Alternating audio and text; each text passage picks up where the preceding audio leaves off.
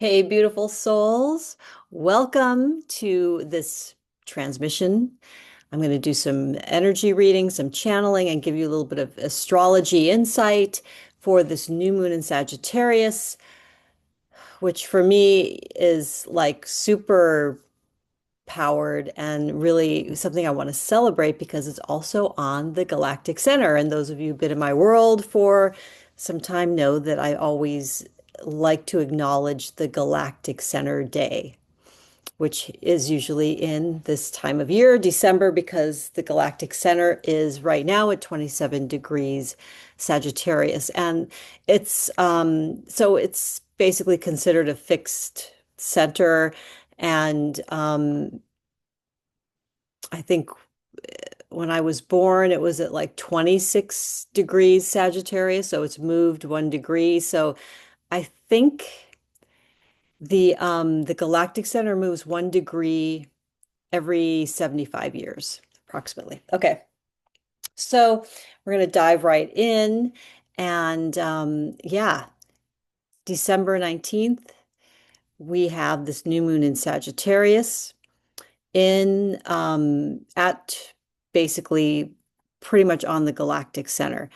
And what's also really beautiful about this transit is we're only 2 days away from the Capricorn solstice. Now, I'm not calling it the winter solstice because in the northern hemisphere for us it's the winter solstice. In the southern hemisphere it's the summer solstice. It's a very different energy and vibe, right? Um, so I may talk about it a little differently than I have in the past. Um, but our brothers and sisters in the Southern Hemisphere are really like the energy is really rising right at this time as summer solstice is like whew, like a culmination of energies and you're feeling so alive and juicy and yummy. And those of us here in the Northern Hemisphere are actually the energy's moving down and in. It's that yin energy. So, um, Capricorn is feminine yin energy with, I think, it's interesting because I feel like, Capricorn in most people's eyes, people see it as very masculine and doing and structure because it's ruled by Saturn, right? That very heavy, big energy of Saturn, which definitely feels masculine. But interestingly enough, uh, in astrology, astrological theory, it's considered a yin and a feminine sign. Go figure. That's a discussion for another day. So this new moon, let me see if I can share.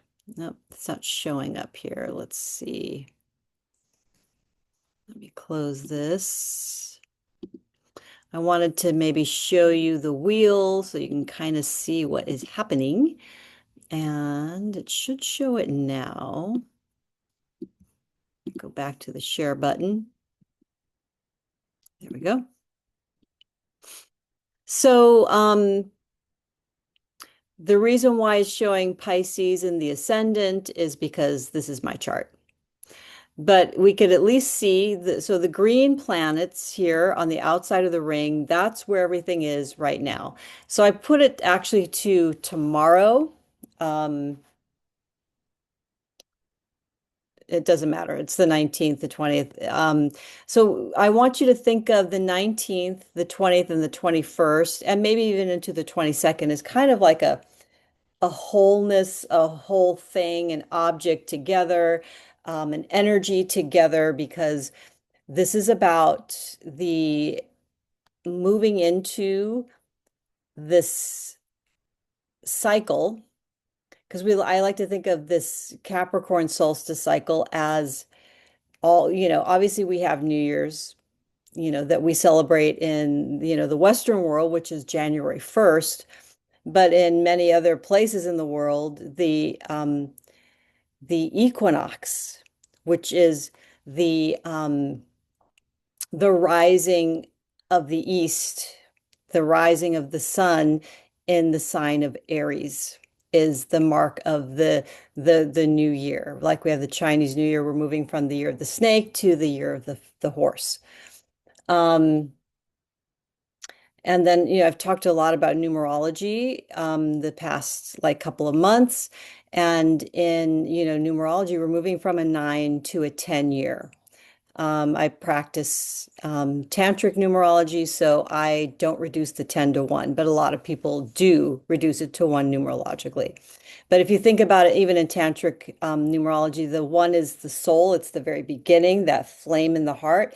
And the 10th energy body is the one that's the most, it's wrapped around the aura and it's the most expansive and it represents final like manifestation, completion, wholeness, right?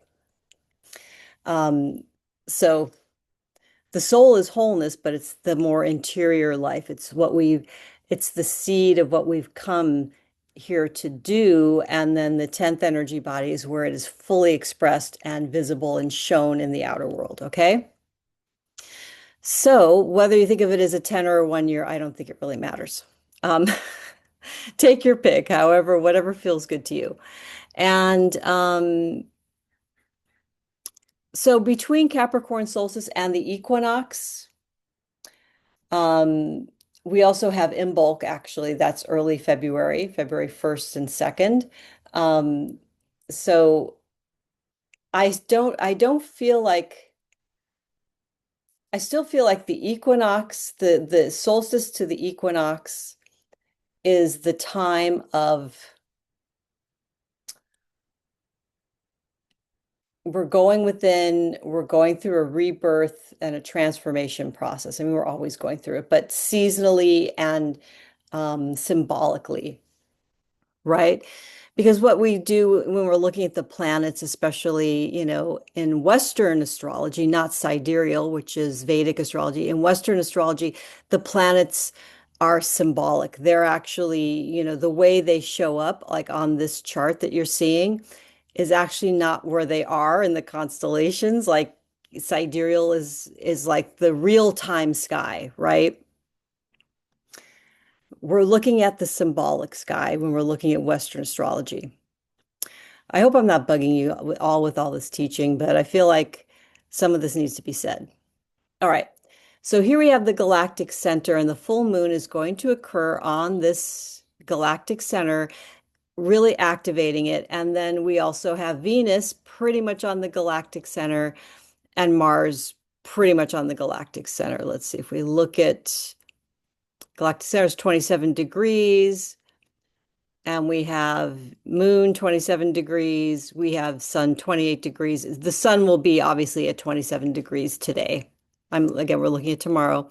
And Venus is at 24 degrees. So Venus is not an exact conjunction on the galactic center, but it's 3 degrees off. So basically we usually say if it's like within 10 degrees, it's a conjunction. So I feel like this is what I'm channeling, and then we're going to pull some cards, is that this is like a beginning point and an important seeding point, because the galactic center to me really represents the destiny of your soul, the destiny of, you know, what makes you the most I would say vibrant, dynamic. It's a dynamic energy. It's a little different from the sun. Our sun identity is, more about the path we're on in this lifetime and that what we're illuminating along this path, right? The galactic center is well, first of all, it's that really big collective energy, but in an individual chart, it is the place where you really rise to a destiny. So I feel like, for some of us, this is like really having a lot of psychic, because we've got the moon here, a lot of psychic energy, dreams being activated by this galactic center. Now, I'm just going to throw in the three eye atlas because it's so talked about, but Stefan, oh my gosh, Stefan Burns, this geophysicist, young guy, really good. You can find him on YouTube, and I'm going to try to remember to put all the links that I talk about in the description box below. But he reported a couple days ago that the interstellar object 3i Atlas changed from a green color to a gold color. And what's so interesting, it's today 3i Atlas is in its closest, it's passing by its closest distance to us, to Earth. And he's passing through, or he or she or it is passing through the sign of Virgo and is right near Regulus, which is Regulus again is a fixed star. It was called Regulus because it has to do with kings, right? Kings and royalty, celebrity being in the spotlight, sovereignty. Regulus is now actually at Virgo and not in the sign of Leo anymore, according to, again, our symbolic sky in Western tropical astrology. So what does that say? It's like, here's this beautiful three-eye atlas. It's now gold. And when we think of kings, queens, sovereigns, it's like gold is like, it's definitely the color that comes to mind of the spotlight of um, that regal energy. So we're definitely getting energy from Three Eye Atlas, just like we get from all the celestial bodies. And it's been traveling through whatever the universe, possibly, millions, maybe even billions of years before coming here. So, looking at this, it's again, this is a very rare event, this Three Eye Atlas. The other way that we might really feel this new moon in Sagittarius is particularly if you have big placements like sun, moon, or rising in the signs of Sagittarius, the signs of Virgo, the signs of Gemini, and the sign of Pisces. So, these are what are called the mutable signs, and the mutable signs have to do with transformation, being flexible, um, changeability. This is not about stability. This is not about, so when we talk about stability, those are the fixed signs. That's Taurus, Scorpio, Leo, and Aquarius. Those are the fixed signs. We talk about the cardinal signs. That's Capricorn, Aries, Libra, and Cancer. These are the starters. We're like because I've got basically a lot of planets in my chart, obviously immutable signs because I have Pisces ascendant and a lot of mutable stuff going on. But with the Capricorn sun, I definitely have that really good at starting things. That's the energy is initiation energy, right? Especially when we think about Aries, right? The Aries folks here, you are, when the sun comes into your mandala, your life map, that is like boom, that's like the wake up signal for everybody, right? But especially for Aries. Um, all right. So the immutable, mutable energy again asks us to be flexible, asks us to um I think to let go. And we have the south node here right in Virgo, right? So the south node is all about what we've experienced in the past. It could be past lives. It's something that we're already good at. It's something that we've already experienced. So therefore it's not necessarily the goal or the challenge for this lifetime. That is if you were born with this, Virgo South Node. For the collective, it means anything in this house, your Virgo house, you need to be flexible. You need to release, you need to let go and not be attached. Because whatever is kind of occurring in that house, it's not going to stick. Okay. So, anyways, we're being activated like on those particular axes. And I don't know, I feel like it's really exciting this whole weekend, Friday through Sunday, through Monday morning is just this, a beautiful time to meditate, to do ritual, to really think about what you're prioritizing in the coming year, especially, having some patience and flexibility between now and this and the equinox. And, for us is the spring here in the northern hemisphere. In the south, it's the fall equinox. So at the equinox time at Chinese New Year, we are going to definitely be feeling a shift. And what we're being called to do now for the next few months is to really, continue to release things that do not serve us, that don't feel like are a fit for our energy anymore, to really look at who am I becoming? What identity am I becoming to begin this new cycle in my life? Because once we get into, 2026, we have, even as early as February 20th, we have both Saturn and Neptune conjunct 0 degrees Aries. Now they're going to they're moving into Aries in January. I'm pretty sure both are, or by January.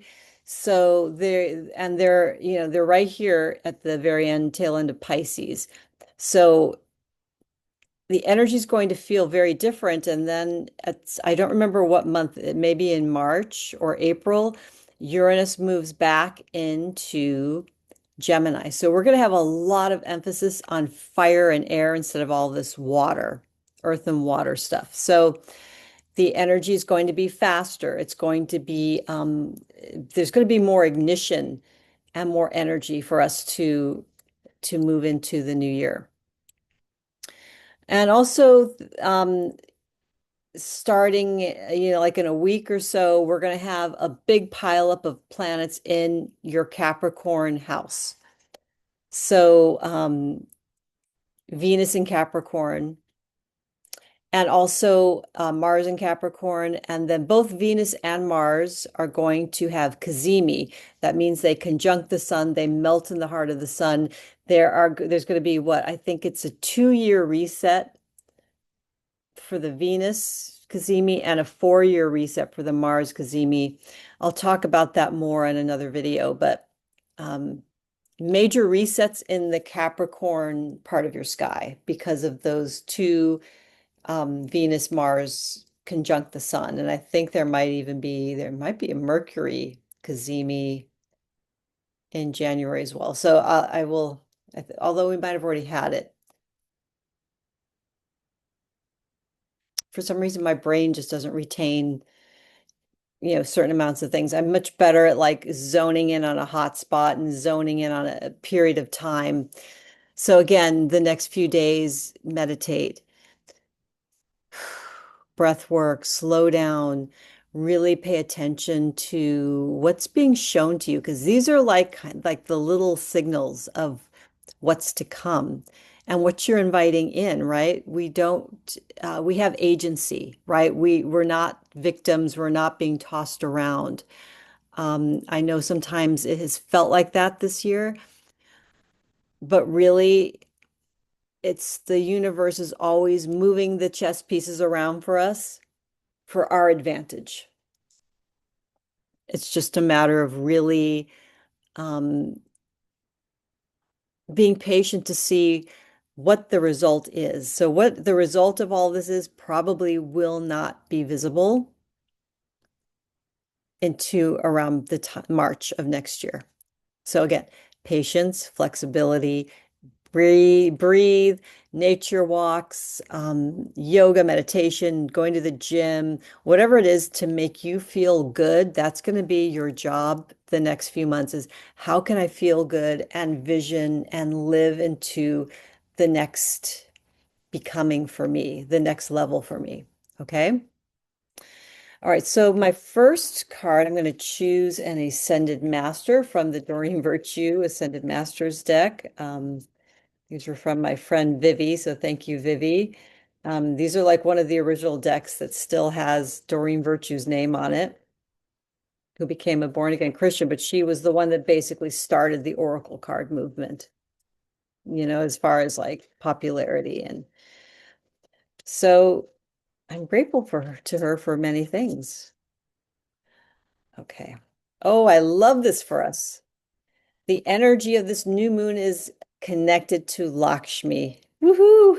I'm sure that's good news for a lot of you, not just me. Lakshmi is to me sustainable abundance. She is beauty and grace and prosperity and just that balance of give and take. And again, really being in the flow and being, and close my eyes and see if she has anything specific to tell us. Yeah, I'm hearing what she's saying is that there is definitely a reset coming, and that reset is really going to be felt in late February. So it's going to be before the equinox, but there will be an opening. There will be an opening for many of us. Um, so for some, this could be a new source of income coming in. For some people, this could be new love. Could be new friendships, a new circle of friends, and a new network that's really um, uh, that feels safe, that feels um, just that abundant feeling of love and wanting to be generous and feeling that being that magnet for just beautiful things and generosity and amazing experiences. So whatever kind of abundance you're calling in, because money is definitely not the only form of abundance, right? Um, in this particular card, she is talking about prosperity. But yeah, I want you to take like a big view of it and, what are you calling in? And, we have, she's often, Lakshmi is often called the Venus of the Vedas.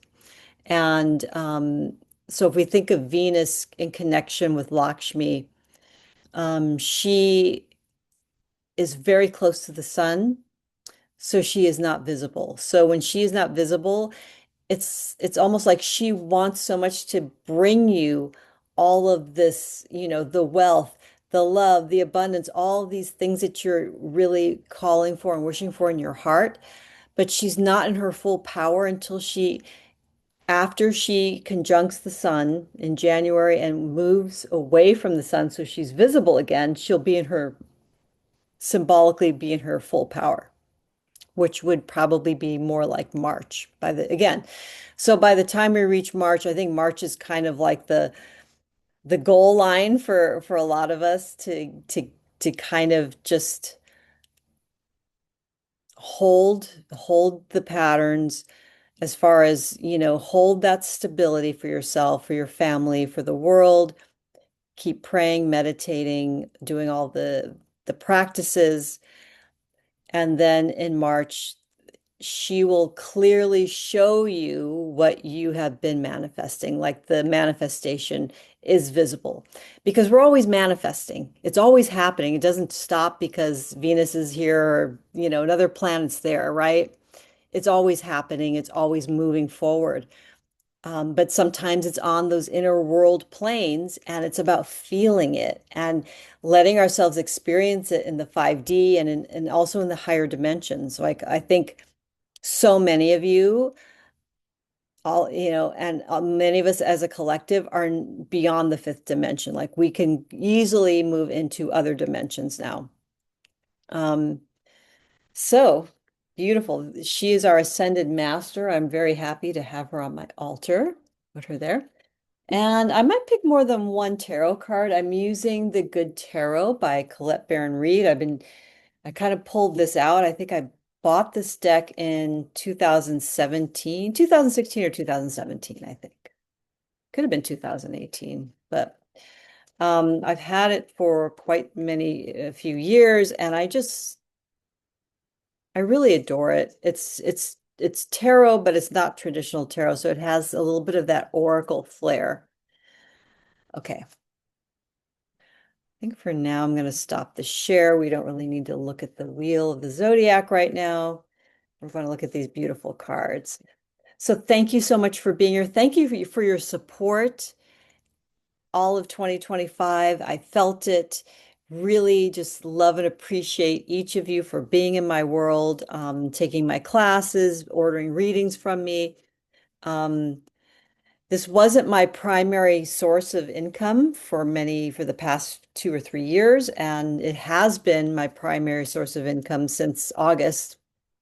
And I just feel very embraced and really supported. And you all know who you are. Thank you. Thank you. You've just been amazing.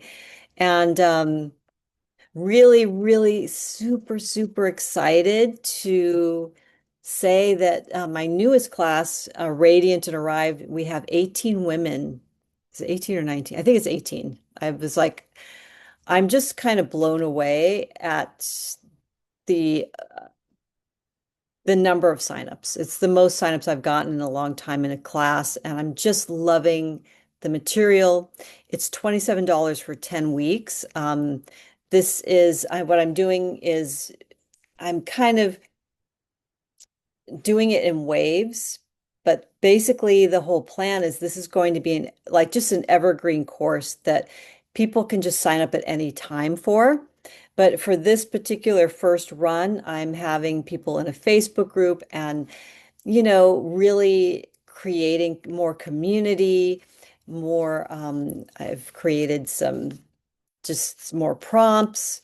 I'm there for coaching, any kind of coaching or answering questions as you are shifting your identity and doing this work. So you can really jump into this course at any time, and I welcome that whenever it feels good to you.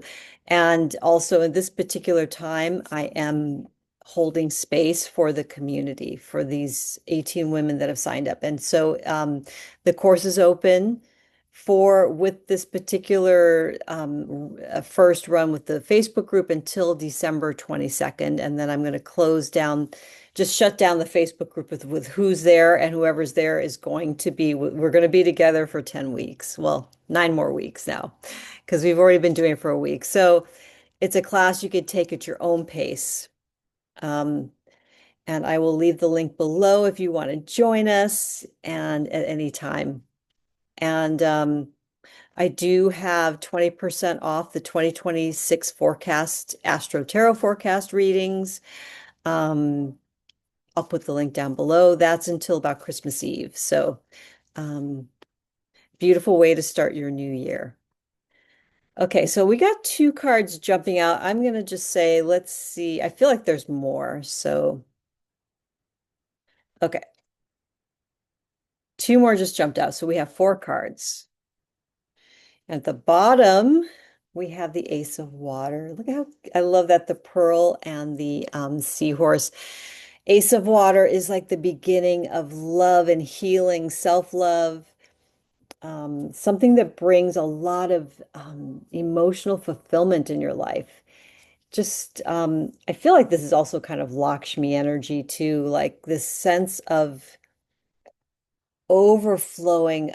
yeah, the Ace of Water is definitely about overflow. So overflow of prosperity, overflow of love, overflow of just good feelings and feeling good. So allow yourself that. If you haven't been feeling that, like so many, it's been, a rough couple of weeks. I'm not even going to go into all the recent occurrences that have happened in the world that are just dismal, sad, devastating. With this energy, this is saying, okay, yes, we have all of that energy, but we also have this reawakening of the heart that's just all about flowing, right? Got that flow of prosperity. So I feel like we're getting a double Lakshmi here, which is fabulous, fabulous, fabulous. Okay. So I'm going to pick up these cards in the order that they were came out, and they're still, I haven't seen them yet. Oh my gosh. Wow. Okay, I'm getting chills. Major, major chills. The first card that jumped out, the Emperor. So the Emperor card in tarot represents the sign of Aries. So we're talking about March. March is the time frame. Um, so this energy today is calling us to be the emperor or the empress of our life. It's calling us to, number one, it's a four card, come back to the heart, bring things back into order, especially emotionally, right? Because that the heart regulates so much, like on an energetic level and on, physical level, right? This is also the energy of the planet Mars.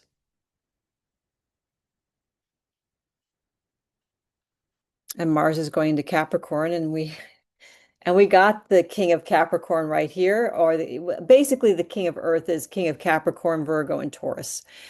But since we're having the Capricorn solstice, I feel like he is the symbol of that. But look at how just similar that energy is if you look at it together, right? And what I feel from this is creating order, stability, and becoming that person, becoming the King of Pentacles that holds that energy of sovereignty very solidly. Solid.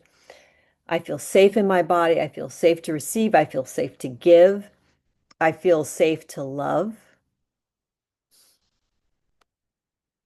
That one just kind of came through. That was not me talking. That was somebody else. Um, what else wants to come through here? I have my labradorite, my palm stone. This is my channeling crystal. So you might want to take a deep breath here and relax into this a bit. How does this energy feel to you when you think about, I am the one who flows with prosperity. I'm the one overflowing with love and abundance. I'm the one who is stable in the overflow. I'm able to hold the overflow. That's my identity. That's who I am. That is my strength, right?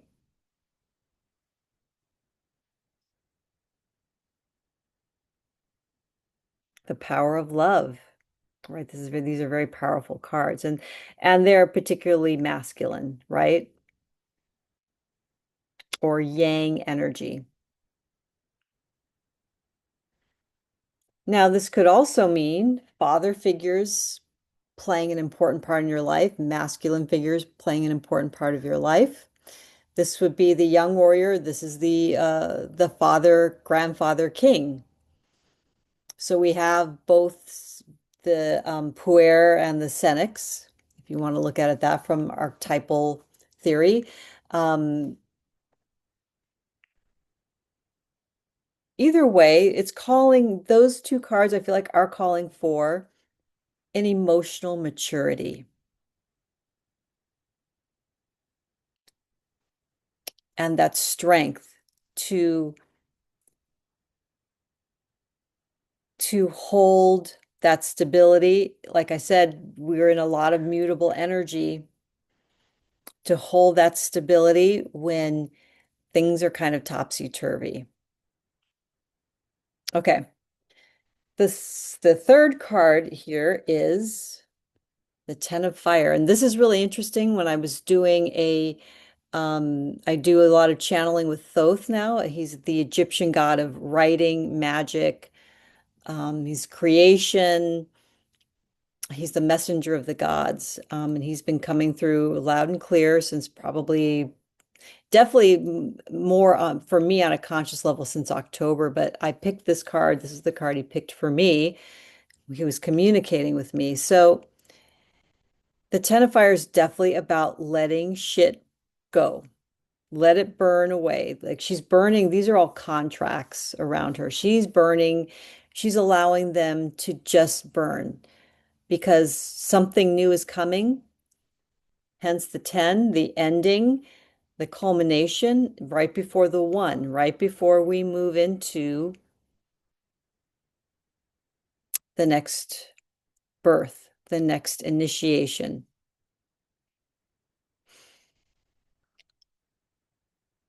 So you could be carrying a lot of burdens in life, energetically, or both. And this card is telling you it's time to let it go. It's time to burn them down. Um, and I feel like the way she's doing it, like she's taking each one and gazing in on it. I'll try to get this closer. It's like she's looking at it and then burning it with her eyes, like, okay, I'm not taking this forward with me. So I feel like another way to look at this is look at really go into detail on your life, on your projects. Are you taking on too much? Do you like want to do too much? And you might need to scale it back because of the next few months of this kind of like weaving in of the new energy that you're stepping into and the old energy that you're letting go of. I mean, it's not like boom, smack, here's the ending and then here's the beginning. It's not how things work, right? I mean, at some point we'll feel like, okay, yeah, we're definitely in an initiation phase. We're definitely at a beginning. And then you might feel definite endings. Like I felt a definite ending in August, end of July, August. Other people have said, like me, like the beginning of the year seemed it was intense and it was busy, but it was like, okay, yeah, we're moving and we're grooving. And then the second half of the year, just the doors slammed shut. Everything just was like kablam, like everything just all of a sudden was done, finished, changed, endings, um, and created stress for people, including me. So just sending you lots of love as we say goodbye to 2025. Lighten your load. It could be work projects, it could be house projects, it could be emotions and stories that you've held on to that you don't have to hold on to anymore, and you're just going to feel lighter. And then this 3 months will feel more like an adventure, not like you're carrying all this burden and all of this old stagnant weight into the new year. And I also feel like this is like kind of let go and let the universe help you a little bit more. Let your the unseen world, those invisible beings, those unseen amazing energies and entities, angels, guides, there's spiritual help for you because when we talk about the Ten of Fire, it's also the Ten of Wands. Wands is spirit, soul, fire, like passion. All of that energy is associated with the Wands deck. Our final card is the Page of Water. So beautiful. Um, I feel like this kind of connects back into that Lakshmi energy and the Ace of Water here, which is the Ace of Cups. So when we're looking at water and the cups element, the Page of Water really is this new dream that just arises out of the ocean of our unconscious. She represents, it could be a new love rising, but you're going to feel it more in your dreams, more on an energetic level as something new, something like twinkling in the stars. Like you'll just see, maybe you'll see more shooting stars, maybe you'll see something twinkling, and it could be just like a light somewhere, but it just draws you in because it symbolizes and awakens that awareness that that's that dream is still there. It's still sparkling and it's ready to be born, right?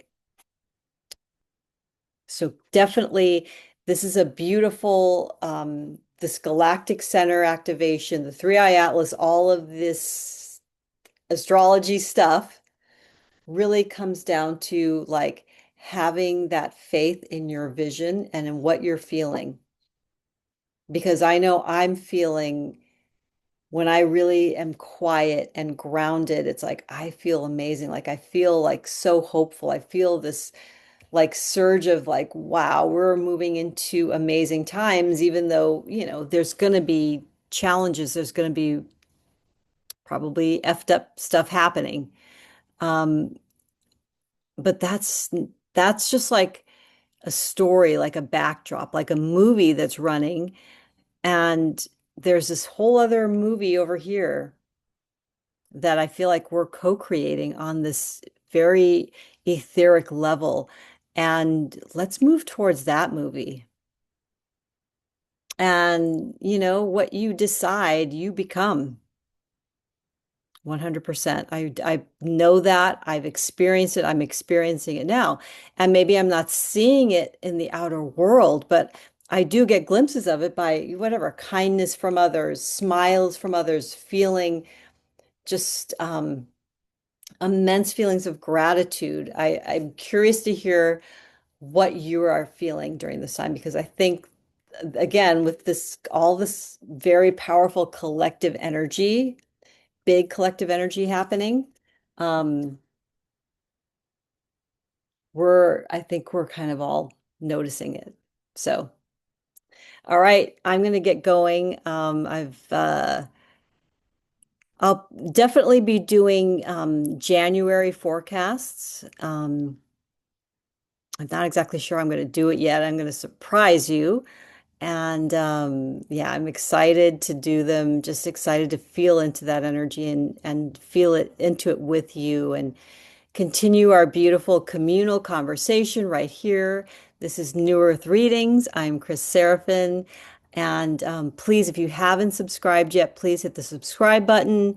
It definitely helps me in my quest to get my work out in the world.